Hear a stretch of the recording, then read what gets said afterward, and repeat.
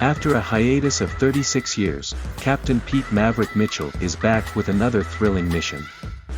Though a newer generation of pilots have taken over the charge, some things still remain eternal, like the patent Maverick jacket, proving that the 1986 craze was not just a passing fad, the classic red and black Kawasaki Ninja, and the tendency of the decorated pilot to contravene the rules and the orders of his superiors. In 1986, Tony Scott's directorial venture, Top Gun, became a trendsetter of sorts. Its 2022 sequel, Top Gun: Maverick, would be known as a veritable feast for the eyes. Though the film relies heavily on its visual effects and stunt direction, it cannot be denied that it presents you with effective conflicts, which, aided spectacularly by the cinematography, is able to take you down memory lane and stir strong emotions inside you. The 2022 film begins with Pete being a pilot of a flight test program named Dark Star. Rear Admiral Chester Hammer Kane had told the Dark Star team that if they were not able to achieve a speed of 10 Machs, then the facility would be closed down. 1 Mach is roughly equivalent to 1,235 km per hour, and achieving the speed of 10 Machs was rather going to be a Herculean task, even for a flamboyant Maverick. Kane was one of those people who thought that in the future, unmanned, independent drones would replace fighter jets and felt that there was no need to bear with the dissenting attitude of Maverick. But Pete Mitchell was a man who knew how to bend the rules in his favor and achieve the desired result by seizing the opportunity. He reached the flight test facility earlier than Admiral Kane and decided to fly a fighter jet and put it to test before he came. It was a risky business as no one had ever achieved that speed, and somewhere down the line, even Admiral Kane knew that by setting such unrealistic targets, he would be able to expel Maverick. But the decorated pilot proves him wrong and even goes a notch above. Pete didn't know where to stop, and often his overambition led to unnecessary hassles. While flying the fighter jet, Pete is not satisfied when he reaches 10 Machs. He knew that the machine was capable of a bit more. He pushes the limit and reaches a speed of 10.3 Machs before the jet crashes. Pete was lucky enough to eject himself out and save his life. Admiral Kane calls him into his office and tells him that though he wants to fire him for such gross negligence and disobeying his orders, he has refrained from doing that, as Pete was being called once again to the Top Gun pilot training program. The first setback that Maverick experienced after reaching the Top Gun facility at Miramar Naval Air Station in San Diego, was that he was not called to lead the mission but to train young pilots and guide them in the mission that they were going to undertake. He met Admiral Bo Cyclone Simpson and Admiral Solomon Warlock Bates, who informed him of the same. Maverick belonged in the cockpit. He never saw himself as a teacher. Flying in the air came to him as naturally as a soaring eagle, and he didn't know how to teach the new generation of pilots something that was more of an inherent attribute than an acquired skill. Though the mission sounded simple, its execution required a great amount of precision and technical know-how. An unnamed enemy state had developed a uranium facility, and the elite pilots of Top Gun were vested with the responsibility of destroying it.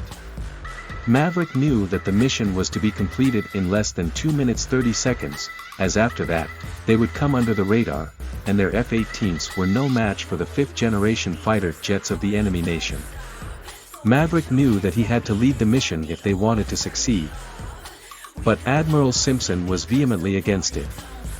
Moreover, Maverick's longtime friend Admiral Tom Iceman Kazansky, who had backed him up for years and because of whom he had been saved multiple times from being expelled from his services, had succumbed to throat cancer, and he found himself in a very emotionally vulnerable state. Admiral Simpson delivers him from his duty. The next day, Admiral Simpson increased the mission time from 2.5 minutes to more than 4 minutes as he felt that the time period ascertained by Maverick was too idealistic. But Maverick had some other plans in mind. Without taking permission, he takes on one of the fighter jets and does a demonstration for the whole group, to show them that the feat could be achieved in the stipulated time. Simpson knew that Maverick had grossly violated the rules, but he was still obligated to make him the team leader, as he was still the best and had massive experience under his belt.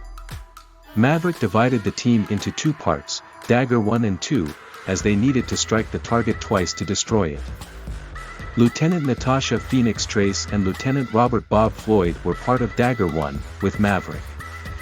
Lieutenant Ruben Payback Fitch and Lieutenant Mickey Fanboy Garcia were part of the Dagger 2, with Bradley Rooster Bradshaw as the wingman. They entered the rocky terrain, characterized by blind turns and steep rises and falls. Maverick locks on the target and destroys it. Dagger 2 then does the needful and completely destroys the uranium facility, completing their mission. While on their way back, the surface-to-air ballistic missiles spot the fighter jets.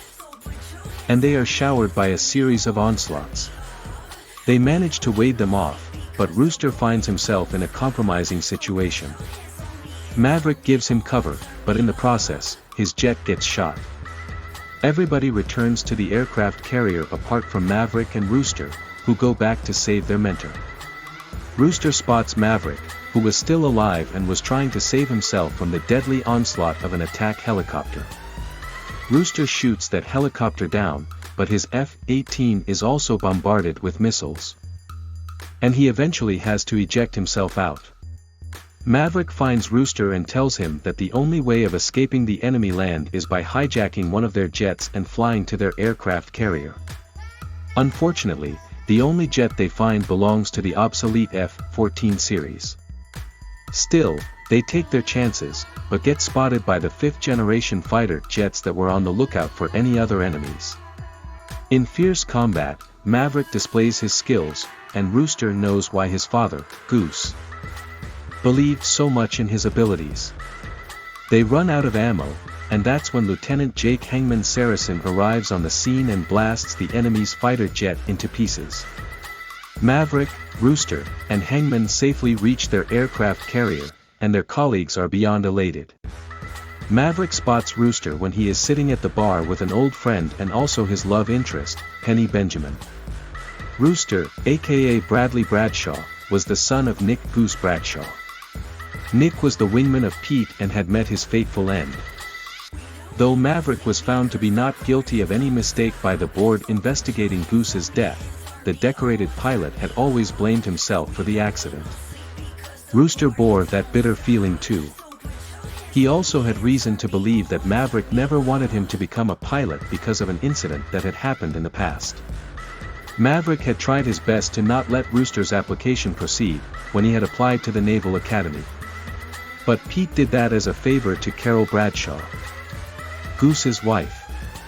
Carol didn't want her son to be a part of the army and risk his life, as she had already lost a person whom she held so dear. But during the mission, Maverick appoints Rooster as his wingman. He wanted the kid to know that he had immense faith in him and that the only reason for blocking his application was to fulfill the promise he gave to Carol. Rooster, too, despite being told by Admiral Simpson to retreat back, risks his life and saves Maverick when he is about to be decimated by the attack helicopter. Maverick had always wanted to be the father that Rooster never had.